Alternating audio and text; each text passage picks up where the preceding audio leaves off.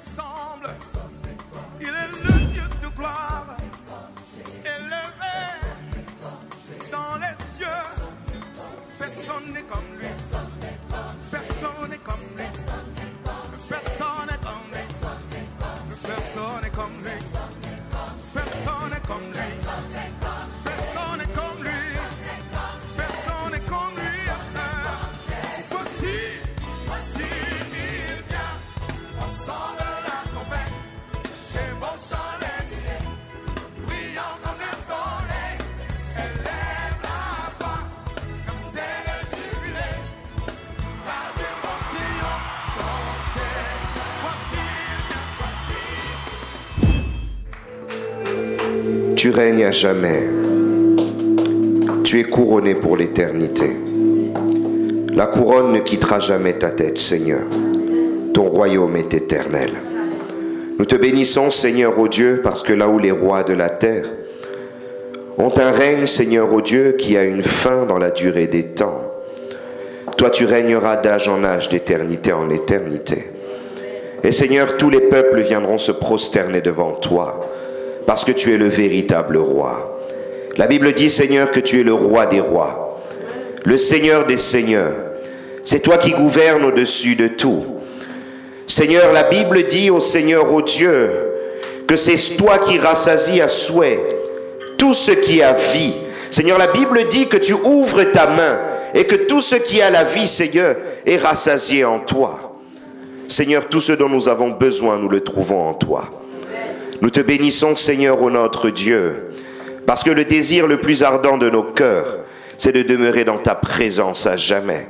Parce que dans ta présence, nous sommes épanouis. Dans ta présence, il y a la paix. Dans ta présence, il y a la joie. Dans ta présence, il y a ce que le monde ne pourra jamais nous donner. Une sécurité, Seigneur, ô notre Dieu, que même les plus grands biens ne peuvent pas donner. Seigneur, en toi, nous sommes en sécurité. Que ton nom soit élevé, Seigneur. Que ton nom soit honoré. Et à l'heure où nous voulons entendre ta parole, nous voulons que tu disposes nos cœurs. Seigneur, ô Dieu, nous sommes parfois accablés par tellement de soucis, tellement de pensées, tellement, Seigneur, de désirs et tellement, Seigneur, de préoccupations, qu'il est parfois difficile de prendre le temps, Seigneur, de se concentrer et pour écouter, Seigneur, ce que tu as à nous dire. Mais ce que je demande aujourd'hui, Saint-Esprit, c'est que tu disposes nos cœurs afin que nous puissions, Seigneur, recevoir quelque chose aujourd'hui. Que tu disposes, Seigneur, nos pensées, de sorte que nous ayons la concentration suffisante afin de comprendre, de cerner, de capter et de garder quelque chose du partage d'aujourd'hui. Seigneur, nous voulons que ton autorité, Seigneur Dieu de gloire, puisse se manifester au milieu de nous et que toute arme forgée contre nous soit nulle et sans effet. Que ton règne vienne au milieu de nous, que ton trône soit élevé et que, Seigneur, ta parole soit annoncée avec puissance. Au nom de Jésus, nous avons ainsi prié et nous disons Amen. Amen. Acclamons très fort pour la gloire de Dieu. Est-ce que nous pouvons acclamer pour la gloire du Seigneur? Nous voulons acclamer, nous voulons acclamer, nous voulons acclamer. Gloire à l'Éternel. Merci à la chorale. Nous pouvons prendre place pour le message d'aujourd'hui. Amen. Est-ce que tu peux saluer celui qui est à tes côtés, lui dire que Dieu te bénisse, que le Seigneur te bénisse. Demande lui-même, est-ce que ça va, hein? Ça va? Vous allez bien? Amen. Gloire à l'Éternel. Nous allons faire une lecture de la parole de Dieu, après quoi nous rentrerons dans le thème du message du jour. Donc nous allons faire notre lecture dans l'Évangile selon Marc, chapitre 35, chapitre 4, versets 35 à 41. Marc 4, 35 à 41. Pour ceux qui n'ont pas de Bible, vous aurez le verset derrière moi sur le tableau. Je commence la lecture au nom de Jésus. Ce même jour, sur le soir, Jésus leur dit, passons à l'autre bord. Après avoir renvoyé la foule, ils l'emmenèrent dans la barque où il se trouvait. Il y avait aussi d'autres barques avec lui. il s'éleva un grand tourbillon, et les flots se jetaient dans la barque, au point qu'elle se remplissait déjà. Et lui dormait à la poupe sur le coussin. Ils le réveillèrent et lui dirent, « Maître, ne t'inquiètes-tu pas de ce que nous périssons ?» S'étant réveillé, il menaça le vent et dit à la mer, « Silence, tais-toi !» Et le vent cessa. Et il y eut un grand calme. Puis il leur dit, « Pourquoi avez-vous ainsi peur? Comment n'avez-vous point de foi ?» Ils furent saisis d'une grande frayeur, et ils se dirent les uns aux autres, « Quel est donc celui-ci à qui obéissent même le vent et la mer ?» Amen. Parole du Seigneur. Et le thème que nous allons aborder aujourd'hui, c'est une promesse et des tempêtes. Amen. Une promesse et des tempêtes. Est-ce que tu peux dire avec moi une promesse et des tempêtes? Dans le passage dans lequel nous allons développer aujourd'hui le message du jour, le Seigneur est avec ses disciples et il venait de prêcher dans une certaine zone d'Israël. Et lorsqu'il venait de prêcher la parole de Dieu, il avait prêché au bord de la mer, du lac de Tibériade, qu'on appelle également le lac de Galilée. Et il prêchait sur une barque. C'est le moment notamment où il a prêché sur la parabole du semeur. Je pense que nous connaissons tous la parabole du semeur. Donc cette certaine parabole qui parlait du semeur qui jette des graines sur un champ et certaines graines tombent au mauvais endroit et ne produisent pas de fruits. Amen. Et lorsque il a terminé de prêcher à la foule, parce qu'il y avait une foule qui s'était amassée tout autour de lui, voilà qu'il renvoya la foule. Il dit à la foule de rentrer chez eux et il prit ses disciples et il leur dit, allons vers l'autre bord. Et donc ça veut dire allons vers l'autre côté du fleuve. Et de l'autre côté du fleuve, il se dirigeait vers la ville de Gadara, là où une mission importante les attendait, notamment la délivrance d'un fou, le fou de Gadara. Et nous connaissons tous cette histoire. C'est le moment où Christ a chassé les démons de ce fou qui avait une légion de démons, l'équivalent de 1000 démons en lui. Et ces démons ont crié, ont demandé d'être envoyés dans le corps des pourceaux. Et les pourceaux se sont jetés dans la mer à cause de l'action des démons. Amen. Et cette histoire que nous lisons se passe entre deux épisodes. Donc le moment où Christ a enseigné sur la parabole des semeurs et le moment où Christ a délivré le fou de Gadara. Et nous sommes pile à ce moment-là. La scène se passe sur le lac de Tibériade. Et pendant la traversée, le Seigneur leur dit « Allons vers l'autre bord » en ayant l'assurance qu'ils vont arriver de l'autre côté. Et la tempête se lève. Et quelques informations concernant ce lac de Tibériade. Autant c'est un lac qui peut être profondément calme, mais autant c'est un lac qui peut également être profondément tumultueux. Lorsque nous faisons des recherches sur le lac de Galilée ou le lac de Tibériade, il nous est dit ceci, le calme paisible de la mer de Galilée peut très vite se transformer en violente tempête. Les collines alignées à l'est et à l'ouest de la Galilée forment un entonnoir où les vents pénétrants peuvent très vite agiter les flots de la mer. Encore plus violents sont les vents orientaux venant des hauteurs du Golan. Piégés dans le bassin, ces vents peuvent être meurtriers pour des pêcheurs. Une tempête en 92 créa des vagues de plus de 3 mètres de haut pénétrant dans le centre-ville de Tibériade et causant de graves dégâts. Amen. Un lac qui même aujourd'hui est encore un lac qui peut se révéler tumultueux. Mais cet événement qui peut paraître comme un événement anecdotique, comme une histoire probablement qui tient du détail entre la marche de Christ et ses disciples, est un enseignement profond pour un chacun de nous en tant qu'enfants de Dieu aujourd'hui. Et je puis vous dire que tout ce que Christ a fait, tout ce qui nous est conté dans les évangiles de la part de Christ, rien n'est à jeter, tout est important et tout révèle d'un enseignement profond et important pour nous. Amen. Et ce que nous enseigne ce passage, la première des choses, c'est de dire que le Seigneur, dans un premier temps, lorsque nous le rencontrons, lorsque nous l'acceptons dans nos vies, lorsque nous nous associons à lui et que nous commençons à marcher vers lui, il nous trouve forcément toujours dans un certain rythme de vie et en train de marcher dans une certaine direction. Mais généralement, lorsque le Seigneur nous rencontre, il vient pour nous dire que la direction dans laquelle tu vas n'est pas la bonne direction. Allons vers telle direction. Amen. Combien d'entre nous n'avons-nous pas eu des projets, des idées, des idéaux, des choses que l'on se voyait faire dans quelques années ou dans quelques mois, mais lorsque le Seigneur est arrivé dans nos vies, le chemin a été détourné. Si je vous parle de mon propre témoignage, moi j'ai reçu Christ comme Seigneur et Sauveur à l'âge de 18 ans. Et à la veille de mes 18 ans, je m'imaginais avoir 18 ans, 19 ans, mes parents m'interdisaient d'aller en boîte de nuit. Amen. Mais moi, mon projet, quand j'avais 16, 17 ans, c'était avoir 18 ans pour pouvoir aller en boîte de nuit et aller m'amuser avec mes amis, devenir un fêtard, devenir un ambianceur. Mais lorsque Christ est arrivé dans ma vie, ce virage ou ce projet est tombé à l'eau. Amen. Et je puis vous dire que je n'ai jamais été en boîte de nuit. Jamais. Je ne sais pas à quoi ça ressemble. Je ne connais pas cette vie-là.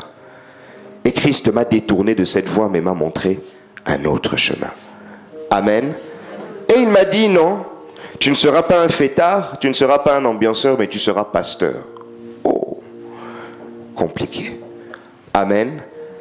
Mais parce que c'était sa volonté, il m'a conduit et nous sommes arrivés jusqu'au chemin qu'il a tracé. Probablement la plupart des disciples qui étaient dans ce bateau avaient peut-être d'autres projets. Peut-être que certains disciples pensaient peut-être, je ne sais pas, retourner dans leur maison pour rejoindre leur famille.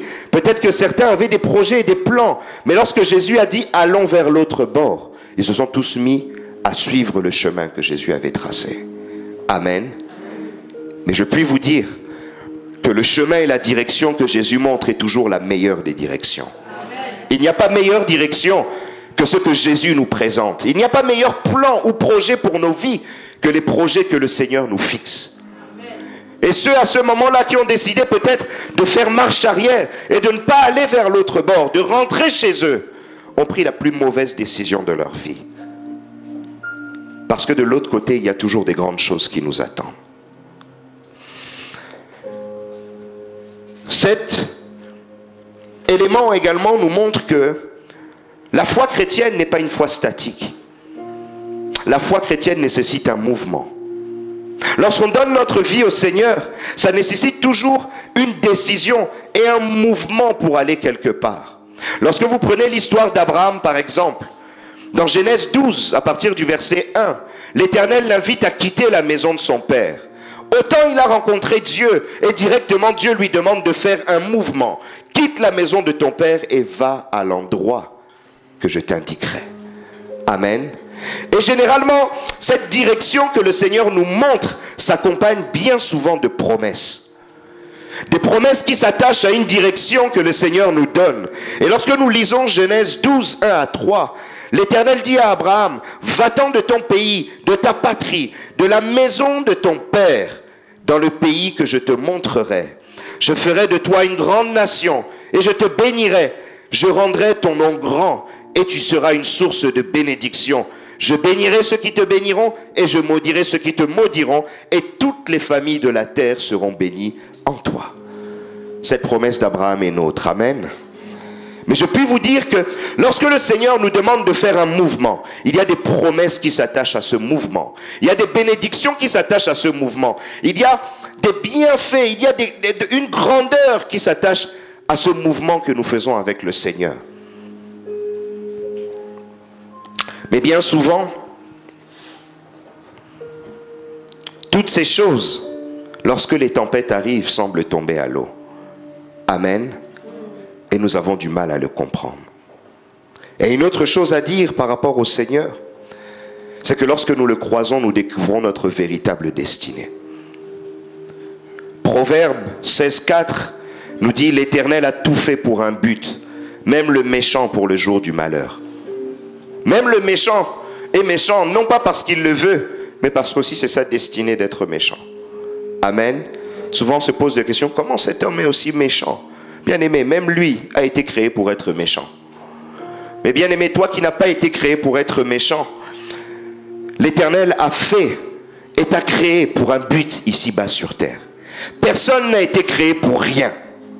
Personne n'a été créé, comme on l'a dit ce matin, pour accompagner les autres ou pour regarder les autres. Dis avec moi, j'ai une destinée. J'ai un but. J'ai une mission. Et bien aimé, souvent cette mission, lorsque le Seigneur te la montre, il te la montre dans une direction. Et il te dit ta mission est là-bas. Et c'est là-bas que l'on t'attend. C'est à cet endroit-là que tu auras quelque chose à faire. Et ça implique aussi un mouvement pour aller vers ce que Dieu te demande de faire. Amen. Amen. Et c'est ça. Allons vers l'autre bord. Va vers le bord de ta destinée. Tu avais toi-même tes projets. Tes projets étaient A, mais ta destinée est B. Laisse tes projets A. Va dans ta destinée, c'est sur le chemin B. Et il y aura des grandes choses qui t'attendent sur le chemin de cette destinée. Mais lorsque le Seigneur, quand bien même il a dit, allons vers l'autre bord, mais il n'a pas dit qu'il n'y aura pas de tempête. Il n'a pas dit que le chemin sera facile. Il n'a même pas expliqué comment faire pour aller à l'autre bord. Et si vous relisez bien le passage, ce sont les disciples eux-mêmes qui sont allés chercher des barques et qui ont dit au Seigneur, monte. Amen. C'est eux-mêmes qui ont pris les barques et qui ont décidé de voguer vers l'autre bord parce que Jésus n'a pas expliqué le comment. Il a juste expliqué la finalité. Amen. Et bien souvent dans nos vies, c'est ce qui se passe lorsque Dieu vous fait une promesse. Vous entendez juste la promesse, mais vous ne savez pas comment vous allez y arriver. Amen. Mais il implique à chacun de nous de faire le pas. Et lorsque nous faisons les pas, c'est lorsque là que les choses commencent à s'organiser. Amen. Je me souviens, moi, lorsque j'ai pris conscience de mon appel au ministère pastoral, lorsque Dieu m'a parlé, je ne savais pas comment les choses allaient s'opérer. Mais la seule chose, j'ai fait le pas. Amen. J'ai trouvé une église d'attache. Et dans cette église d'attache-là, je n'ai pas compris en faisant le pas. J'ai vu un homme de Dieu qui n'arrêtait pas de me regarder. Et un jour, il approche, il me tape sur la joue, il fait, jeune homme, Dieu me dit que je dois te former. Amen. Et que tu es un pasteur. Dieu m'a montré en songe et je te formerai. Amen. Mais ça impliquait que je fasse le pas. Si je restais chez moi à la maison, il n'allait rien se passer. Mais Dieu me montre une direction. Il a fallu que je prenne une décision et que je fasse un pas. Je prie pour que quelqu'un fasse le pas dans sa vie. Je prie pour que quelqu'un fasse le pas dans la bonne direction. Et que quelqu'un puisse se lancer dans les eaux pour aller vers l'autre bord. Mais dans ces eaux, on a parlé d'un lac Tibériade qui est un lac rempli de tumulte. Autant un lac qui peut être calme, mais autant un lac qui peut être tumultueux. Autant un lac qui peut être facile, mais autant un lac qui peut devenir dangereux. Et le lac de Tibériade, ça montre le lac de la vie. Amen. Le Seigneur vous montre un chemin, mais malheureusement la vie est parfois hostile au plan que Dieu a fixé pour vous. On sait tous une chose, c'est que depuis que le péché est rentré sur terre, toute la création est bloquée dans la prison du péché. Et on nous dit même dans la Bible, dans le livre de Romains, que la création est comme condamnée et elle attend, elle soupire après la révélation des fils de Dieu. Parce que même la création est bloquée dans le péché. Amen. Nous avons un Dieu puissant, mais nous vivons dans un monde rempli de péché. Nous avons un Dieu fort, mais nous vivons dans un monde qui est hostile à la parole de Dieu. Dieu fixe un projet et un plan pour vous, mais votre environnement n'est pas pour ce projet. Amen. Dieu a fixé un cap en disant « allons vers l'autre bord ». Mais la mer était contre cette décision d'aller vers l'autre bord. Le Seigneur n'a jamais dit qu'il n'y aura jamais de tempête. Mais quelle est notre réaction face à la tempête? Amen. La vie est faite de tumulte. La tempête, c'est l'image des trahisons. La tempête, c'est l'image des coups, des bâtons dans les roues. La tempête, c'est l'image des injures, des humiliations, des coups, des ministères de découragement. Parce qu'il y a des gens qui ont un ministère de découragement. Amen. Autant il y en a qui ont un ministère d'édification, mais il y en a aussi qui ont un ministère de découragement. Celui qui vient te dire, non, telle chose tu n'y arriveras pas. Amen. Dieu t'a fixé un cap. pour que ta vie soit à ce niveau-là. Mais ces gens-là viennent pour te dire, non, non, non, non, non, non, tu ne t'en sortiras pas. Des gens qui semblent vouloir te maudire, où tu as parfois l'impression que la vie joue contre toi. Amen. La tempête arrive.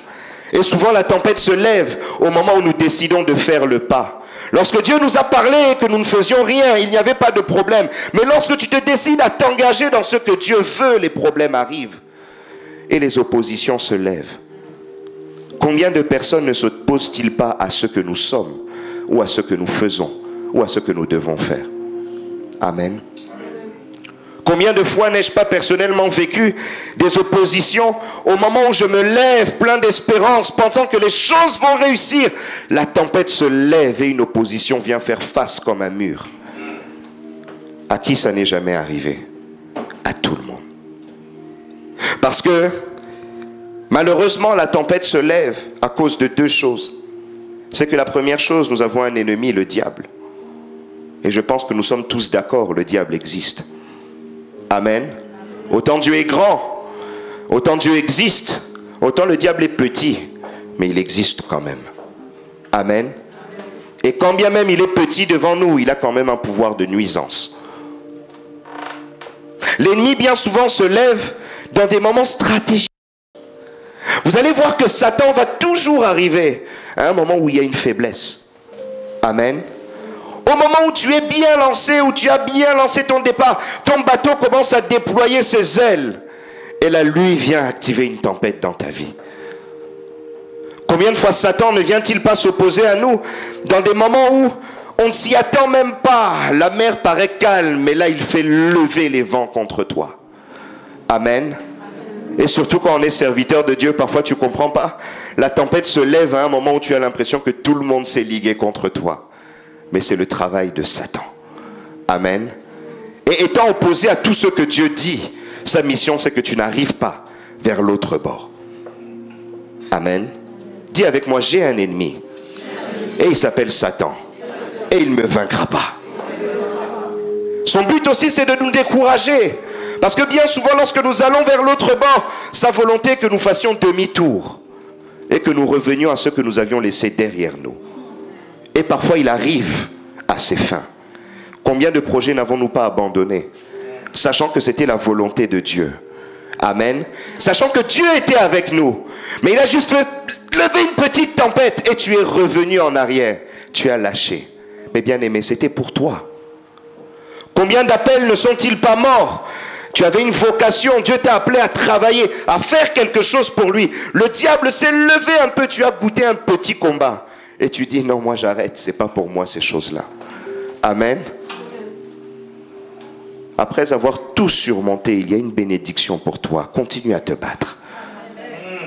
Bien-aimé, parfois j'ai eu l'impression d'avoir dans ma vie Satan en personne qui se lève en face. Amen. Vous avez l'impression que rien ne va. Parfois même, combien de fois dans mon cœur je me suis dit, je ne veux plus être pasteur, j'arrête.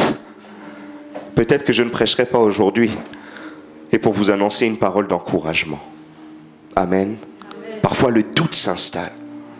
Parfois vous avez le cœur comme ça. Et le diable c'est toujours l'endroit où frapper. Amen. Et généralement il frappe au cœur.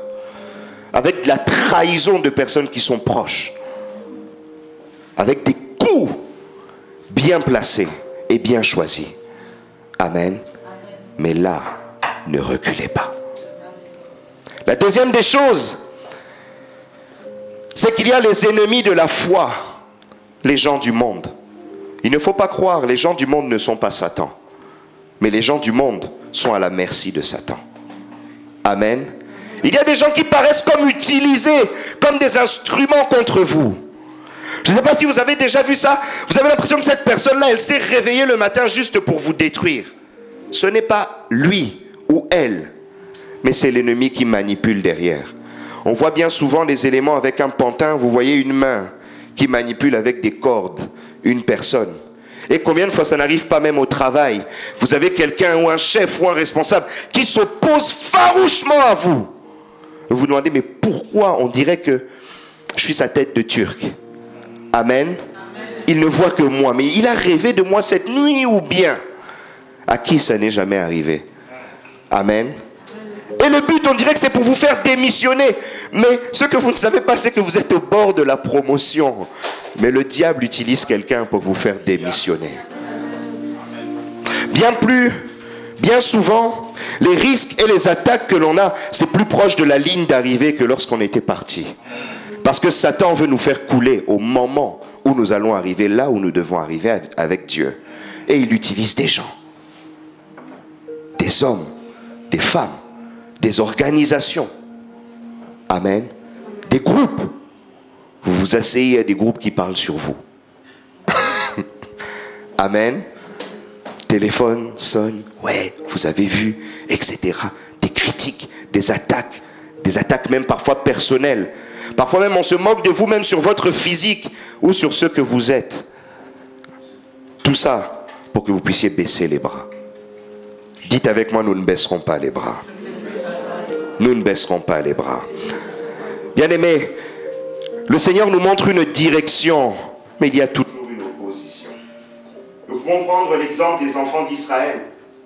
Lorsque le Seigneur leur a montré le pays où coule le lait et le miel, il ne leur a pas expliqué qu'il y aura un désert, mais il fallait passer par le désert. Il ne leur a pas expliqué que vous aurez faim un jour et j'enverrai la manne, mais il fallait avoir faim et il a fallu que la manne arrive. Combien d'épreuves n'ont-ils pas vécues? Eux qui pensaient faire, somme toute, quelques mois dans le désert, ils ont fait 40 ans. Enterrant toute une génération dans le désert. Amen. Toute une génération. Tous ceux qui étaient sortis d'Égypte et qui avaient vu la mer rouge se séparer en deux sont morts dans le désert. Et seuls Caleb et Josué sont rentrés dans la terre promise. Pensaient-ils enterrer tous leurs frères dans le désert? Dieu ne leur avait pas dit, mais il fallait passer par là. Parfois l'épreuve aussi est nécessaire. Et là où le diable pense nous détruire, le diable nous affûte. Amen. Parce que la tempête vient aussi pour nous tailler, pour nous façonner et pour nous préparer. Vous savez, si Satan savait que le fait de pousser Christ à se faire crucifier sur une croix allait délivrer toute l'humanité, Satan ne l'aurait pas fait. Mais bien souvent, ce que Satan fait se retourne contre lui-même. Là où il pense vous détruire et vous attaquer, généralement, il ne fait que nous armer et nous rendre forts. Merci à mes ennemis de m'attaquer. Merci à mes ennemis de ne pas m'aimer. Et merci à mes ennemis d'élever des tempêtes. Parce qu'à chaque fois que la tempête est passée, j'ai gagné quelque chose. Bien-aimé, après la tempête, il y a une gloire. Je voudrais dire à quelqu'un que la tempête est un élément qui vient valoriser tes dons, tes capacités, tes grâces. Tu te révèles pendant la tempête, tu découvres ce qu'il y a au fond de toi. Des choses que tu ne soupçonnais pas avoir. Mais en temps difficile, tu découvres ces choses-là. Mais bien aimé, une chose qui m'a étonné, au moment où la tempête se lève, là où la tempête devait encourager les disciples à faire preuve de force, la tempête a révélé par contre la faiblesse des disciples. Amen. Voilà que la tempête se lève et au lieu d'être remplie d'assurance et au lieu d'être solide, de tenir ferme, voilà les disciples qui ont peur et qui commencent à aller vouloir réveiller Jésus, mais Jésus dort. Mais la question, pourquoi Jésus dort? Parce que Jésus a confiance. Amen. Et Jésus a confiance en deux choses. La première des choses en quoi Jésus a confiance, c'est sa propre parole. Jésus a confiance en ce qu'il dit, parce que ce qu'il dit s'accomplit. Parce qu'il a dit allons vers l'autre bord. Il sait que parce que je l'ai dit, nous irons vers l'autre bord. Le comment, je ne le dis pas, mais nous arriverons.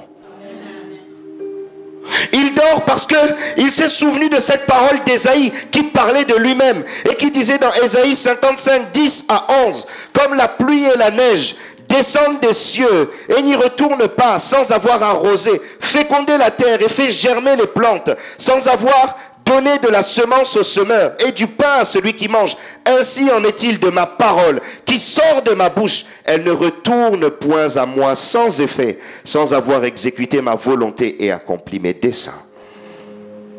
La parole de Dieu ne retourne jamais stérile. Lorsque le Seigneur parle, la chose s'accomplit. Et le Seigneur pensait que les disciples connaissaient cette vérité et cet attachement à la foi en la parole de Dieu. Mais les disciples ont perdu la foi pendant cet instant. Amen. Le Seigneur savait que moi j'ai fait ma part, j'ai parlé. Si le Seigneur dit un mot sur ta vie, il a fait sa part. Amen. Parce que l'ainsi dit l'Éternel s'accomplit toujours. Et il n'y a aucun doute à avoir dessus. Mais souvent les doutes c'est nous qui l'avons. Mais le Seigneur lui-même commence par croire en sa parole avant même que nous puissions croire. Et la deuxième des choses, pourquoi le Seigneur dormait? Parce qu'il avait aussi confiance en ses disciples. Une chose est sûre, la plupart des disciples et des apôtres étaient des pêcheurs de poissons. Amen. Mais lorsque vous êtes pêcheur de poissons, vous savez faire face aux tempêtes. Lorsque vous êtes pêcheur de poissons, ils pêchaient même dans le lac de Tibériade. Et nous avons même dans l'évangile selon Jean, lorsqu'on nous parle après la résurrection, que le Seigneur vient visiter les apôtres pour se révéler à eux. C'est dans le même lac que Pierre et ses disciples étaient en train de pêcher toute la nuit. C'était leur lieu de travail, un environnement qu'ils connaissaient. Amen. Le Seigneur bien souvent ne nous envoie pas dans des environnements que nous ne sommes pas capables de maîtriser. Le Seigneur ne nous tente pas au-delà de nos limites. Amen. Et il a confiance dans les capacités que nous avons. Parce que les disciples, ce qu'ils ont oublié, c'est qu'ils avaient la capacité de maîtriser la tempête et de voguer malgré la tempête et d'arriver à bon port. Mais ils ont oublié même leurs compétences et leurs capacités. Parfois la tempête nous fait douter de ce que nous sommes et de ce que nous avons. Comment ils ont oublié qu'ils sont pêcheurs de poissons et que des tempêtes ils en ont vu. Mais le Seigneur, lui, avait confiance en eux. Je voudrais dire que dans les temps de tempête, le Seigneur parfois dort parce qu'il a confiance de ce que tu es et de ce que tu as. Il a confiance en tes dons. Il a confiance en tes capacités. Il a confiance en ton savoir-faire. Et il sait que tu es capable, malgré la tempête, d'arriver au bout. Mais bien souvent, c'est toi qui doutes de ce que lui-même a placé en toi. Amen. Mais bien aimés, nous voulons ne pas être comme les disciples et ne pas perdre notre foi. Et le Seigneur leur pose deux questions. Il leur demande d'abord, pourquoi avez-vous ainsi peur? Lorsque la tempête se lève, la première chose qui monte dans nos cœurs, c'est la peur. Amen. La peur de se dire, est-ce que j'arriverai au bout? Est-ce que malgré les oppositions, je suis capable de réussir? Est-ce que malgré que les ennemis se lèvent face à moi, je suis capable d'arriver là où je dois arriver? Amen. La peur d'échouer, la peur des moqueries, la peur de l'humiliation, la peur de recevoir des coups. Bien souvent, nous avons peur. Comme les disciples ont eu peur, ils se sont levés, ils sont venus vers le Seigneur. Seigneur, réveille-toi, tu ne t'inquiètes pas de ce que nous sommes en train de périr, parce qu'ils avaient peur même de la mort. Et souvent, nous avons peur. Et le principe de la peur, c'est que la peur paralyse. La peur empêche d'avancer. La peur nous rend immobiles et inactifs. Et la peur finit par nous détruire. Amen. Combien de fois l'ennemi nous menace un peu et la peur rentre dans nos cœurs.